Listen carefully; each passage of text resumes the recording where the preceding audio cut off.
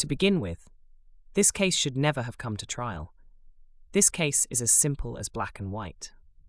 In Harper Lee's To Kill a Mockingbird, the crime at the center of the story is not merely the alleged crime for which Tom Robinson stands trial. It is the act of accusation itself, the conscious fabrication by Mayella Ewell, a white woman who falsely accuses a black man of rape. Let's explore how Mayella's life reflects a broader pattern of racially motivated false accusations of sexual assault in American history, particularly within the context of the Jim Crow South. Mayella Ewell is portrayed as poor, isolated, and motherless. Her life is shaped by abuse at the hands of her drunkard father, Bob Ewell. The Ewell family lives in squalor, situated behind the town garbage dump, an image that emphasizes their economic marginalization and symbolically positions them on the margins of Maycomb society. But despite this poor family status, Mayella is still afforded the privileges of whiteness. When she attempts to initiate a sexual advance toward Tom Robinson, a black man whom she had called into her home under the pretense of needing help, she was caught in the act by her father. Mayella responds not with a confession, but with an accusation. In a courtroom in 1930s Alabama, such an accusation from a white woman carried the power of a death sentence. In Atticus's words toward the jury, he emphasizes not only the taboo of interracial contact, but the lethal consequences it brings for black men. And it all comes down to one word: code. She has committed no crime. She has merely broken a rigid and time-honored code of our society, a code so severe that whoever breaks it is hounded from our midst as unfit to live with. In Robert Stevens's paper, The Law and Code in Harper Lee's To Kill a Mockingbird, the code refers to the unwritten, rigid, and deeply ingrained social rules, customs, beliefs, and prejudices that govern behavior and interactions within the community of Maycomb. Stevens explains the reason why Tom Robinson's trial went against his favor. People in Maycomb do not live by the law, but by the code, or the dark passions that operate outside the law. When Mayella Ewell asks the jury to believe her story, she does so with tears, tremors, and apparent vulnerability. Yet this vulnerability is both deceptive and performative. Her knowledge that the jury will likely believe her because of her race and gender reveals how systemic racism and patriarchy intersect. What did she do? She tempted a Negro. She was white, and she tempted a Negro. She did something that in our society is unspeakable. She kissed a black man.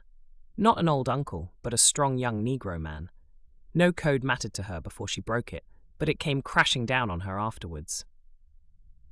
Mr. Underwood, the writer of an editorial in the Maycomb Tribune, says, Atticus had used every tool available to free men to save Tom Robinson, but in the secret courts of men's hearts, Atticus had no case. Tom Robinson was a dead man the minute Mayella Ewell opened her mouth and screamed.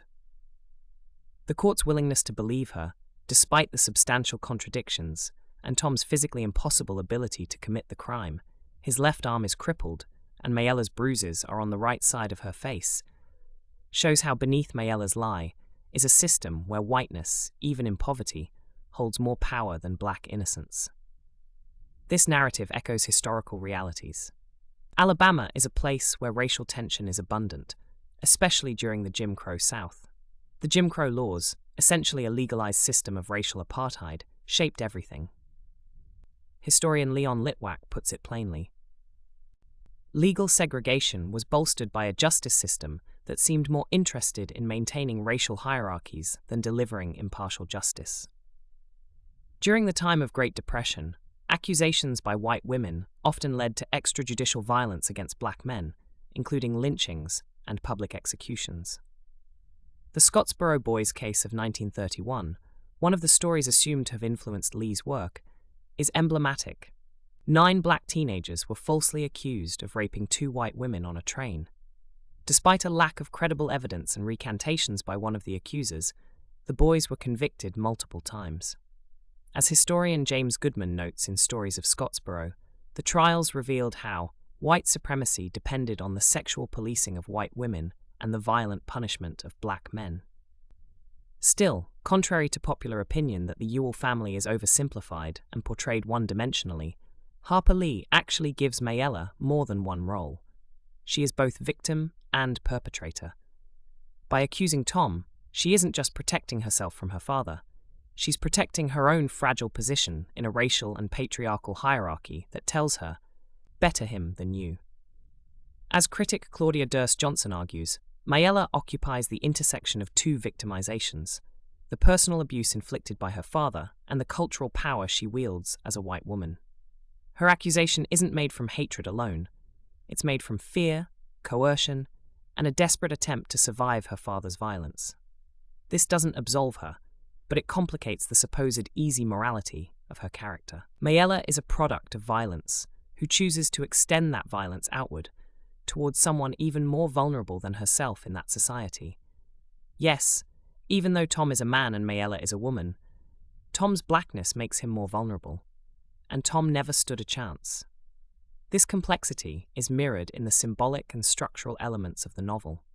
The Mockingbird, a symbol of innocence destroyed by evil, becomes a metaphor for Tom Robinson. His conviction represents the silencing of truth, the preying on the weak, and the triumph of social prejudice. Meanwhile, Mayella's red geraniums growing in the Ewell yard bloom like defiant symbols of dignity, placed against the ruins of her broken world. What we see in Macomb's trial isn't just fiction, it's a fictional echo of a national pattern. According to the Sentencing Project in 2020, Black Americans are incarcerated at over 5 times the rate of white Americans. Think George Floyd. Think Trayvon Martin. The courtroom, and the streets leading to it, are still not colorblind. The tragedy of Tom Robinson is that his innocence was irrelevant. The tragedy of Mayella Ewell is that her pain turned into poison. And the tragedy of Maycomb, and maybe ours, is that even in a courtroom, truth isn't always the deciding factor. Sometimes it's fear, and sometimes it's power. Harper Lee forces us to ask, when justice is on trial, who really sits in judgment, the law, or our prejudices? This timeless novel teaches us to reckon not only with injustice, but with the quiet, complicit roles that enable it. Thanks for exploring this with me. If literature helps us understand justice, it also reminds us how fragile that justice can be. Until next time, and keep asking the hard questions.